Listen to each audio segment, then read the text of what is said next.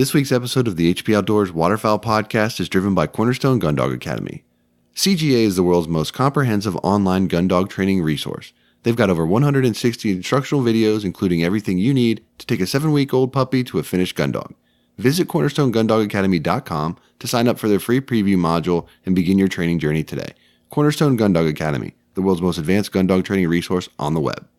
You are listening to the HP Outdoors Waterfowl podcast, episode 126.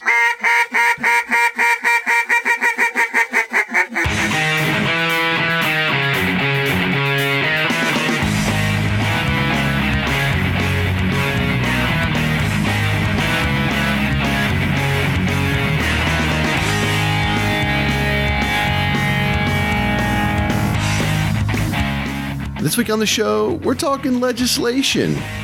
We're going to get into the Agricultural Improvement Act of 2018, or more commonly known as the Farm Bill.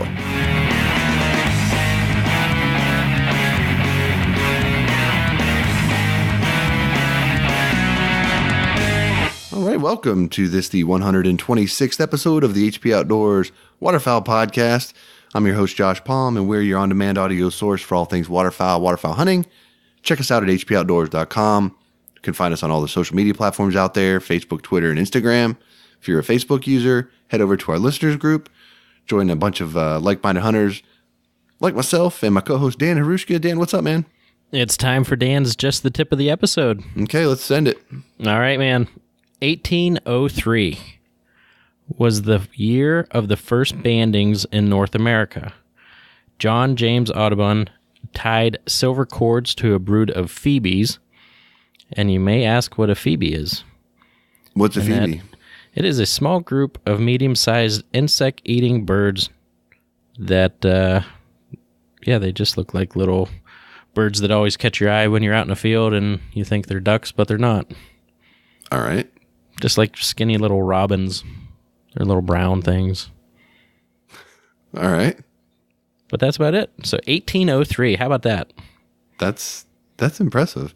I do have a question for you, though. I mean, being that this is a newly minted segment of the show as just the tip, where's the tip in that little statement? So the tip is when you shoot your first or next band. Just think about all the hard work that went before you and make sure that you do your due diligence to help the conservation models and find the tracking info that the scientists require. Yeah. And I know there's a few listeners of our show that have been having those thoughts that maybe this will be their year for, I don't know, a decade or two and hasn't worked out for them. But maybe this will be the year you'll get reflect on such things. So anyway, before we get too much further down the road on this episode, I do want to take a minute just to thank Gunner Kennels, just engineered for your dog, designed for travel, and built for your peace of mind. Their G1 kennel has set a new industry standard and put Gunner Kennels in a category all its own. Gunner was started to protect your pet, and it continues to be at the center of everything they do. Gunner Kennels is dedicated to building the best and safest pet travel crate on the market. Man's best friend is man's best kennel. Check out their G1 series of kennels and accessories at gunnerkennels.com. And actually, I did see some photos this week circulating around Facebook where there was a vehicle accident and they had a Gunner kennel strapped in the back of it. So in the back end was leaning on that kennel, and the door was still able to get open. Dogs were fine. Yep. Thankfully, everyone inside was fine.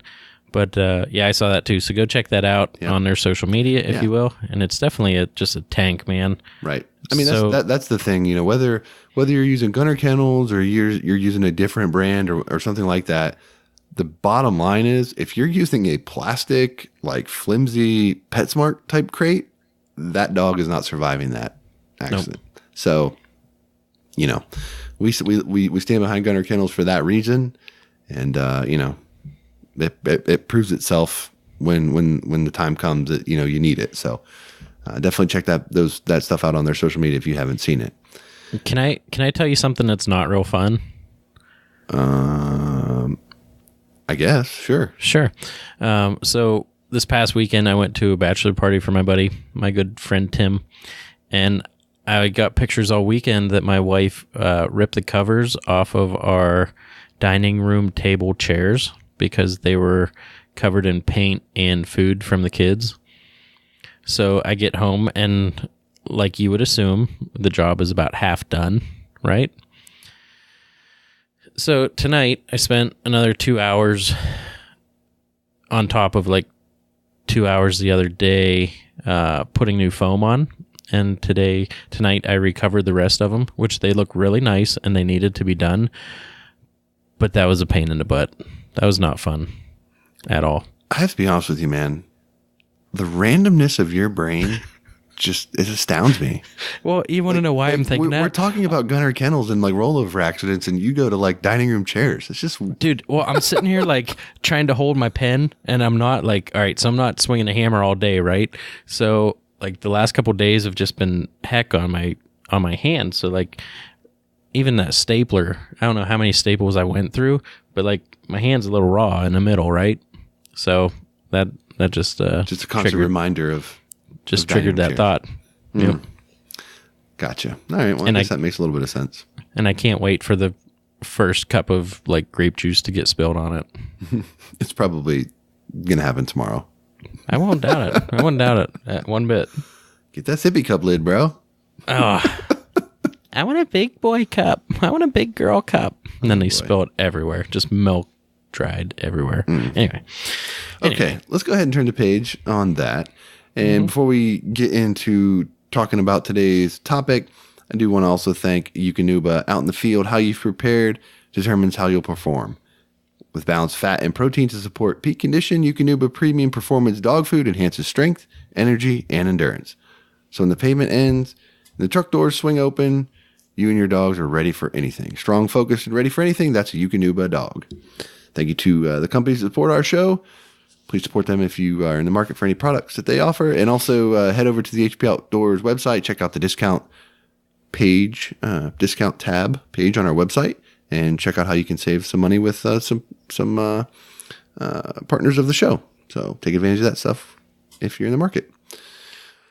Okay, Dan. So this week, I wanted to talk about this as I saw this a couple weeks ago and kind of earmarked it as something that I wanted to go over on the show. And that's the Farm Bill, which honestly, I never knew it to be called anything other than the Farm Bill. But apparently it is actually the Agriculture Improvement Act of 2018 is the technical term. And, I think a lot of people know generally what the Farm Bill is, but I don't know if people understand necessarily in totality the scope of what that bill covers and just how widespread it is and how what we care about as duck hunters and conservationists, what sliver of that bill is covered by us. I mean, I don't think there's any question that it is the largest single piece of legislation for conservation funding and, things that matter to us as duck hunters and in organizations that are out defending, ducks and duck habitat on our behalf. The Ducks Unlimited and the Delta waterfowls of the world, things like that. I mean, they spend an enormous amount of time fighting for and defending the resources that should go towards this 5-year basically authorization of funding. So, these are programs that are put in place for that 5-year period, and they essentially have to be appropriated by Congress in each budget during that 5-year cycle. So, huge implications on what we're able to do, for conservation in addition to all of the other things. So I know that you've got some information on just how far reaching this bill is and maybe can put a little context for folks that might not be familiar. Right. And I know that, we had Devney on before and he does a ton in regards to the Farm Bill and making sure, he knows all the deadlines and when they need to get passed. And, we talked about it before and, you brought up the subject and said you want to cover it. And I was like, what all is in that? Because like you said, it is huge, right? It's a huge bill and it's just debated quite a bit, but it's something that always seems to get passed. So yeah, well, and I just want to make one point too. Typically, this is the kind of topic that we would have John Devney on the show to talk about. And we've done that in the past, but it kind of was an interesting opportunity for me, and I know since having done it for you as well, to learn a little bit more about this bill in depth as we had to research it ourselves to figure out exactly what's going on. I mean, when you talk to John and when he's on the show, he's talking about the things that apply directly to what we care about as far as, duck conservation and habitat, restoration and hunter access and all of these things. But my God, it's a massive bill. And as taxpayers, this is where our money's going. These are efforts that are being funded through this piece of legislation. So it was awesome for us to actually have to do a little bit of research on this to learn more about it and kind of what all goes into it. Right. So so I am going to do a very quick once over of what this is. And I'm actually getting this from sustainableagriculture.net. But what is the Farm Bill? The Farm Bill connects the food on our plates, the farmers and ranchers who produce that food, and the natural resources, our soil, air, and water that make growing food possible. The Farm Bill is a package of legislation passed roughly once every 5 years, has a tremendous impact on farming livelihoods, how food is grown, and what kind of foods are grown, covering programs ranging from crop insurance for farmers, which, that comes in wet years like this, to healthy food access for low-income families, which I did not know about that. That's the SNAP program. Yep. From beginning farming training to support of sustainable farming practices, the Farm Bill sets a stage for our food and farm systems. As a leading advocate for family farmers and sustainable agriculture, it's our job to make sure that this important bill is good for farmers, good for consumers, and good for the natural environment. And actually, a little history, the Farm Bill got its start in 1933 as part of President Franklin Roosevelt's New Deal legislation. 3 goals: to keep food prices fair for farmers and consumers, ensure an adequate food supply, and protect and sustain the country's vital natural resources, and responded to the economic and environmental crisis of the Great Depression and the Dust Bowl. And although the Farm Bill has changed in the last 70 years, its primary purposes are the same. So it covers quite a bit, and there are, 12. There's 12 sections. So let me hit the 12 sections real quick. Commodities, conservation, trade, nutrition, credit, rural development, research, extension, and related matters, forestry, energy, specialty crops and horticulture, crop insurance, and miscellaneous. So that's a lot of different programs and socially disadvantaged and stuff like that. But like you said, a ton of stuff goes in it. It almost seems like a bill that a lot of things would get slid into for kind of like trying to sneak stuff through legislation, maybe. Yeah. But I'm not on the up and up there. Yeah, I don't know if I have written down here the total figure of what the bill's worth, but it's massive monies, And the 2014 is projected to cost $489 billion, and I know this one went up. I think I have that number here. Yeah, it's a lot. I mean, it's yeah. So, I think that's one of the biggest takeaways from this particular bill, because I'm not going to get into politics with this piece, but, it's no secret that things are divisive in D.C. right now. But this bill actually appears to be a nice compromise and bipartisanship effort, basically that both House and Senate versions of the bill were well received, and the compromise bill that was signed into law is, and I'm quoting from a DU article here. They quantify it as the strongest farm bill for conservation to date. So that's pretty high praise. I mean, that's exciting for me as a duck hunter to know that something like this can still get done, because the way I look at this is, this is one of those things where, you only get a bite of the apple once every 5 years with this. Right. So you make a decision today and it's got lasting impact. And when you talk about, challenges and things, a lot can happen in 5 years. You know what I mean? And it may be one of those things where if you don't properly fund certain efforts that, we're trying to accomplish for conservation for 5 years, it may take you 10 or 15 or 20 years to recover from that down the road.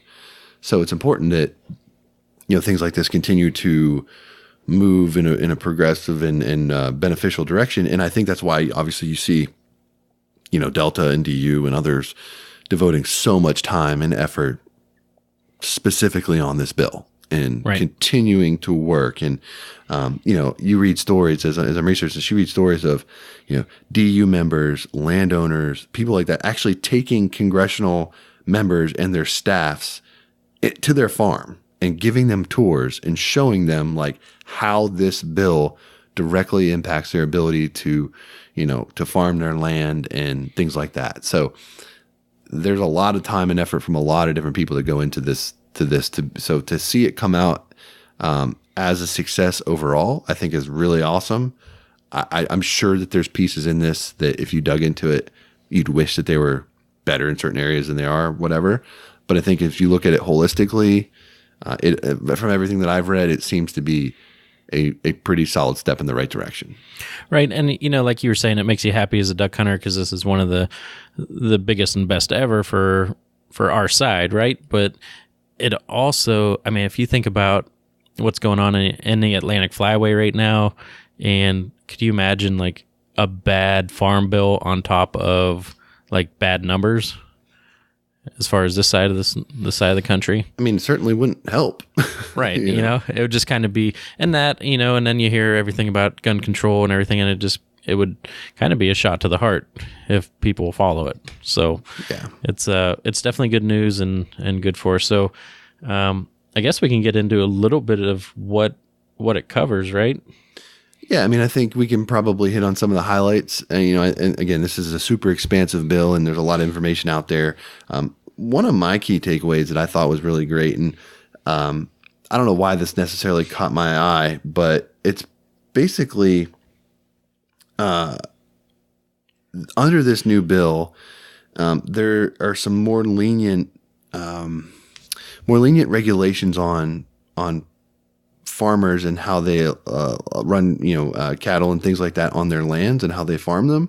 So there's more flexible restrictions allowing them to still adequately farm and raise cattle and things while maintaining grasslands on their farm. So it's like a happy medium to say, keep these in grasslands that are good for nesting ducks and things like that, and we'll still allow you to, use them in ways that are more beneficial to what you're trying to do.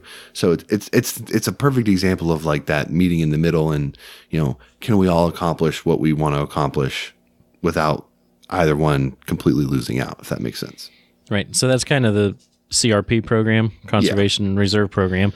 So that, the acreage cap and funding for CRP increased each year to reach a cap of 27 million acres. Yep. In 2023. The current cap is 24 million acres. And if I remember correctly, when we had John on in 2014 talking about this, or 2015 when we were talking about this with him, that 24 million acres was down from what it was before that. Yeah, I think so. So this is a step back into the right direction. It may, I don't know how that compares to what it was before 2014, but I do feel like I remember him saying that the CRP cap in 2014 was less than the bill before that. So to see it go back up a little bit is good. Right. And it says, while payment rates to the farmers are reduced slightly, but they're actually adding 3 million acres, it says other important incentives and established costs have been retained, which should mean the CRP enrollment will remain an attractive option, like you were saying, the cows and whatnot. CRP acres, especially those in prairie pothole region, conserve critical wetland habitat for breeding ducks. So, that's what everyone, you see it all over social media, go back and make a lot of babies. So This is, that's a huge portion for that. Yeah. So I think, we don't live in the prairie pothole region, obviously, but CRP is a program that there are people in our area that take advantage of and enroll their lands in. So, that's one that I can relate to a little closer to than probably some of these other programs. But I think that was a step in the right direction, maintaining it as an attractive option while increasing the amount of land that can get into the program is all wins as far as I'm concerned. Right. And then the Swamp Buster, the wetland conservation compliance, was retained, which provides essential protection for the actual prairie wetlands. and maintaining Swamp Buster. And we are getting this off of, a mix between Delta and Ducks Unlimited. I guess their magazine and website. It's a high priority because it ensures wetlands are not drained or converted to croplands in the prairie pothole region, which is the most critical region for duck production. Right. So basically, it's helping to prevent them from draining, those wetlands so that they can farm it with, a crop or whatever. So it's, that's a super critical. I mean, I know that when we have had John on the show, he talks about that one in depth. That's a very, very important effort for them, and it's one of their top priorities as far as on the Delta side. Right. So, yeah. I'm just going through this. One thing that was really, I guess I didn't quite realize this too, but increased hunting access. Yeah. That's pretty big. So the funding for the Voluntary Public Access and Habitat Incentive Program increases by 25% to $50 million annually, and states use this money to establish and fund programs that allow public hunting access and opportunities on private lands. So that is, they give a thanks to a lot of Congress people Senate Agricultural Committee. Mm-hmm. And this is definitely, it was probably smart of us to have Devney on there and go so, in depth on some of this stuff, because he's working with these people and definitely there for sure. But they said, they really worked hard to pass this, and like you said, good for ducks, good for duck hunters. And Devney will actually quote him, "Farm bills are a result of incredibly hard work by so many people. We're especially proud of the collaboration and cooperation that was visible throughout the process by so many conservation partners, legislative leaders, and staff.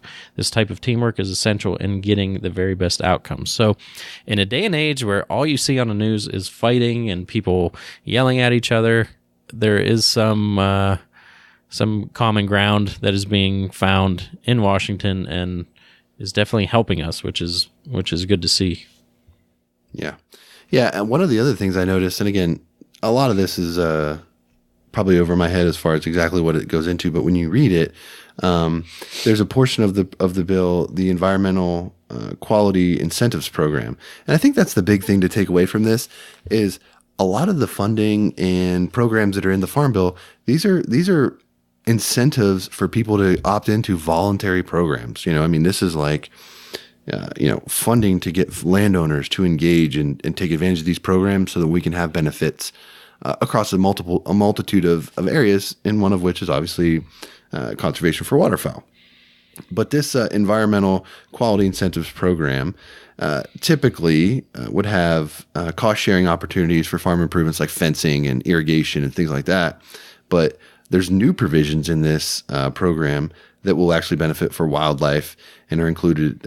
So basically, like they say here that the amount of the annual money set for this program set aside for wildlife practices will increase from at least 5% to at least 10%, and then it'll actually allow them to set up contracts for up to 10 years for projects that primarily benefit wildlife to encourage sustained management and increase long-term benefit. So I know this is, we're always looking when we can get conservation programs in place, we want to put those out and stretch those out as long as we possibly can. And if you can get into something up to 10 years, that spans 2 Farm Bill cycles, which is nice, so that in the event that next Farm Bill is not as favorable to these programs, there's still contractual support to cover that span to hopefully rectify that issue on the following Farm Bill. I thought that was kind of cool.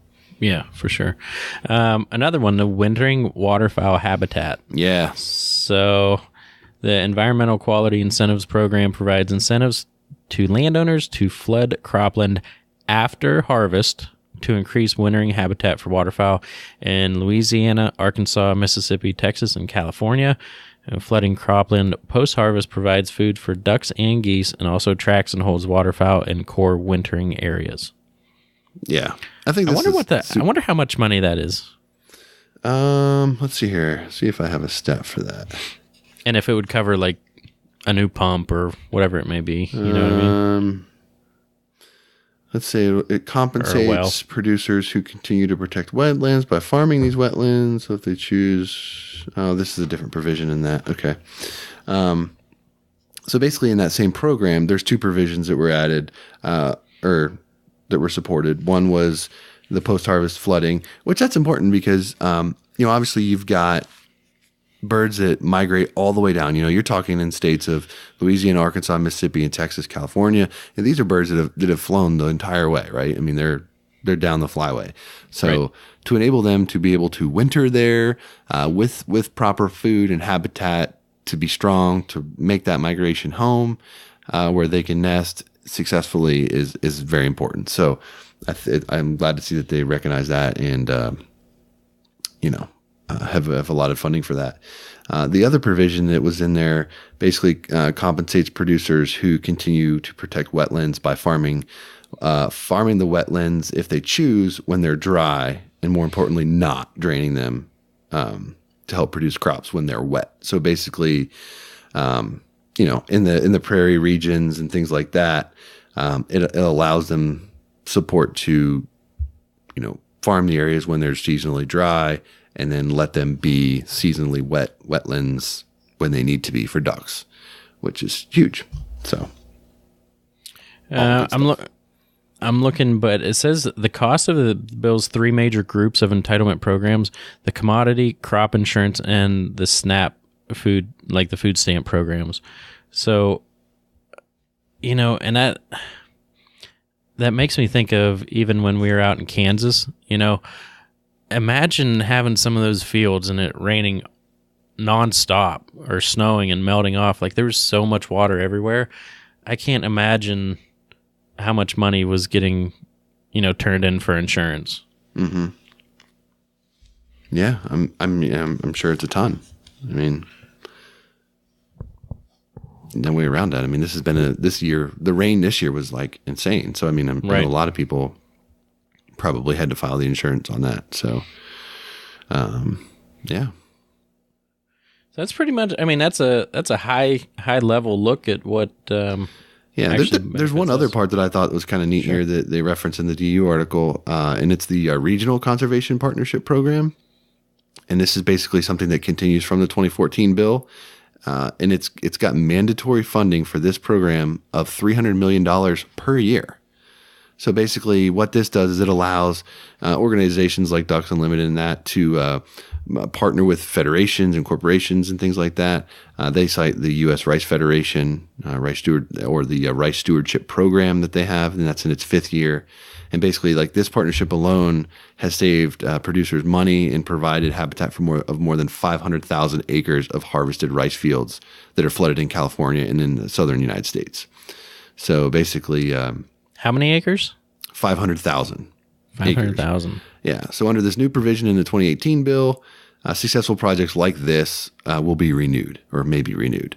And also gives the USDA a little more flexibility for implementing projects and things like that. So basically, that flexibility allows organizations like DU and Delta to expand, success stories, and get more of them rolling because they've got, from what I read here, basically less red tape for the USDA to get on board with these programs. It's a proven successful thing. Why not implement it in more areas now that there's funding set aside to go just for that $300 million per year, which is pretty awesome. So I don't have a link or anything right in front of me, but I know that like that increased hunting access, one of the biggest complaints people hear about are, there's nowhere to hunt anymore. And, when this program, like I said before, it is increasing 25% to 50 million annually. So, farmers or landowners are getting paid to open up their private land. And there is and like I said, I don't have it, but there are maps where you can get on there and find private land that is actually open to the public. And I think sometimes you have to still ask permission, maybe, so people know that you're on it. But as far as that's concerned, you can find private private land in your area that's open to you. So that's a big advantage for people that might not know about it. Yeah, I mean, these are voluntary programs that these landowners have at their disposal to say, okay, I'm willing to open up my land. They're incentivized to do it monetarily, gives us opportunities to have access to it. So essentially, it's a win all around. I mean, it's a win for the guy who can't go out and can't afford to pay his own lease, or can't afford to be in the club or something like that. These are opportunities that will be born out of funding through this bill. So that's something as far as taxpayer spending that I can definitely get behind. And I hope that, there's a lot of access that's granted through this program. My only caveat to that is I hope that there's some level of scrutiny that's put forth. And the example I'll give you is a couple years back, and I can't remember which one it was, but the state of Virginia, they bought another chunk of land as a wildlife management area, and they spent all this money on it, and it's basically a really incredibly difficult piece of property to hunt. It's like super steep terrain, very challenging for our area, just like not really super usable, right? It's like, oh yeah, we've got 5,000 acres, but 2,500 of it is difficult to access and not really huntable. Right. Like not going to be a valuable hunting piece. So I hope that they're not just handing out money through this program to any guy that wants to come up and say, yeah, you can use my land. Like, I hope they at least evaluate the land to the extent possible, without being too hindrance to the program, to say like, okay, this piece of property has a reasonable chance of, producing, a reasonable a public hunting experience. It's got access to it. There's reasonable parking, things like that, that just hopefully doesn't get taken advantage of, because I do think it can be a really, really great plan. It's just, again, there are people out there that will inevitably try to take advantage if they can. So, do you know if there's any other law or requirements of the landowner, or I guess rights of the landowner to deny people to hunt those properties? I don't know. I know that the ones in Virginia that I'm aware of that have like a state private partnership, there's basically like a separate little permit you have to get to hunt that piece. And I don't know if there's like a small fee, like maybe $2 or $3, like admin type fee, or if it's just, you just sign up and you can get this free stamp and then you can hunt it. Right. To my knowledge, that's the only way, because I mean, I guess the way you would want to do it is, if there's certain restrictions for the property, or being that it is privately owned, if the landowner wants certain restrictions or certain courtesies that people, at least by signing up for that stamp, they've acknowledged that they accept that responsibility.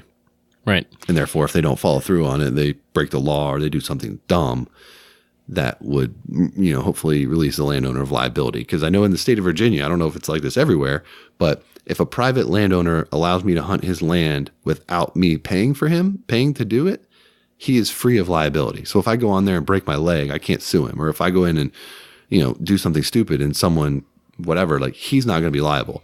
It's when he collects money for my access to his property, now he becomes liable for my activities while I'm there. Right. So that's when the whole insurance business comes into it, and listing them as someone that's covered as well and all that nonsense. So I would assume that law would apply in this scenario, because, they're being compensated, but although by the state. So I'm sure there's some legalities there that need to be navigated to make it, not concerning for the landowner to open up the property. So yeah, I'm not familiar with the ins and outs of that though. Yeah, I'd never heard of any form that you need to sign. I thought it was just pretty much you have to ask permission and they can't deny you, and just, as far as Pennsylvania is concerned, and letting them know that you're on the property or when you will be on the property is like just common courtesy, I guess. Yeah, I'm not sure. They're probably all a little bit different, honestly. Yeah. Every area might have a little different way to go about it. I don't know how it works if it's a federally funded program. Maybe it's different. I'm not sure. But it'd be a good question to ask, to figure out. So anyway, I think that's a good general overview for anyone that is unfamiliar with the Farm Bill and why it's important to duck hunters and conservationists. And I think that this is a really good example as to why it's worthwhile to support the organizations that are fighting these fights every day. You know, whether you're a Delta guy or a DU guy or both, or one of the other organizations that are involved. You know, these are the people that are on the ground fighting for these. You know, these are the lobbyists and things that get all these bad reps that you get thrown around. But these guys are out there lobbying for us, you know, for the duck hunter. And, you know, they're doing good work. And I think this bill shows that. So, I know we thank them for their efforts. And, you know, you talk to guys like John Devney and them. I mean, they're as passionate about this stuff as it gets. And it gives me comfort to know that in a world where it seems like things are changing by the day, and, you know, things that we've accepted as norms for a long time are starting to be challenged and questioned and things of that nature. It's good to know that we've got people there on behalf of the duck hunting community, you know, to carry the torch for us. So yeah, fighting a good fight. That's right. So if you're not involved in one of or both or those types of organizations, I would strongly encourage you to do that. And, you know, get the publications from them, get on their website, see what they're doing, all the good work that goes into it. It's, you know, it's like $35 a year or whatever to be a member. And, you know, it's a great thing that they do for us. It's a nice, you know, you get tax benefit from the donation and things like that. So, yeah. I don't know what else to say about that. It's a good time to, you know, just plug the local efforts going on. You know, if you have a chapter near you and want to get involved, you know, I know we have some more kids events coming up. We have lake cleanup days and all kinds of stuff getting planned. So definitely, you know, if you have a little bit of extra time where you can go and volunteer and help out and, you know, help the numbers grow for the sport, man, you know, reach out to someone and see how you can get involved. This would be the time to do it. Yeah, and it's a great opportunity to get kids involved as well. You mentioned kids events, but like, you know, getting them out, letting them, you know, run around the lake or the stream and clean up some stuff, or build wood duck boxes, or if you get on like a banding opportunity, you know, kids love that stuff. Like, that's super cool.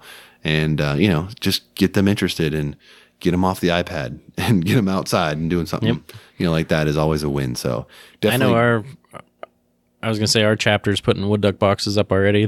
They were walking out on icy ponds and getting them set up in some trees already. So it's starting. It's that time. So well, I mean, it feels like spring where I live. You know, it's been in the 60s and we're in the 40s today. Yeah, how about that? We were in the 50s today, and it's like, you know, it's like when we turn the clock forwards, it's like spring turned on with it. It was kind of weird, but you know, I'm ready for it for sure. Get some spring turkeys going. Baseball season, all the good stuff. So that's about all I got for the Farm Bill this week, man. What else you got you want to cover? Oh, you know, I made it through.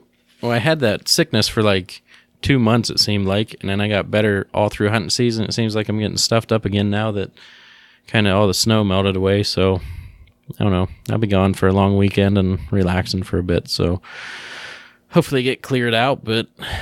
You know, same thing. I was telling you before we got started, I'm feeling kind of old, and not like body old or anything like that, but just, you know, tomorrow is registration for kindergarten for my girls, and I'm coaching T-ball. All three of my kids are on the same T-ball team.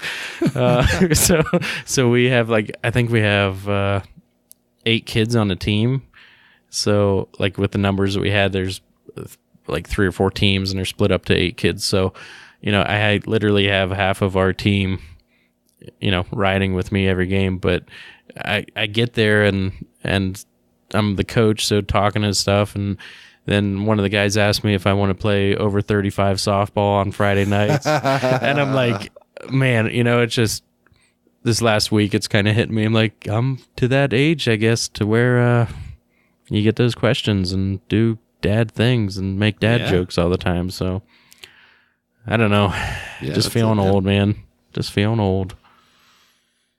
No argument for me. I'm right there with you. Feeling old, recovering dining room table chairs. At least I get to talk to you every once in a while. But that's about where I'm at. So. Oh boy. All right. Well, as I'm sure as I get going, you're gonna have one more thing for me, but we'll try to make a run at this. But before we do punch out for this episode, do want to just take this minute to thank Cornerstone Gundog Academy, Gunner Kennels, and Eukanuba. Cornerstone is the world's most comprehensive online gun dog training resource with over 160 instructional videos, including everything you need to take a 7-week-old puppy to a finished gun dog. Visit cornerstonegundogacademy.com, sign up for their free preview module, and begin your training journey today. Cornerstone Gun Dog Academy, the world's most advanced gun dog training resource on the web. All right, that does it for episode 126. Hopefully you enjoyed our discussion about the Farm Bill, maybe learned a little bit of something about it, and if not, it was a good refresher of all the good work that's being done by the conservation organizations out there on our behalf. If you're new to the show, head over to iTunes, check out all the past episodes. You can leave us a 5-star rating and review. We certainly appreciate that. It helps other hunters just like you find our show. That's going to do it for this week. We'll be back next week with a brand new episode. For Dan, I'm Josh. Take care.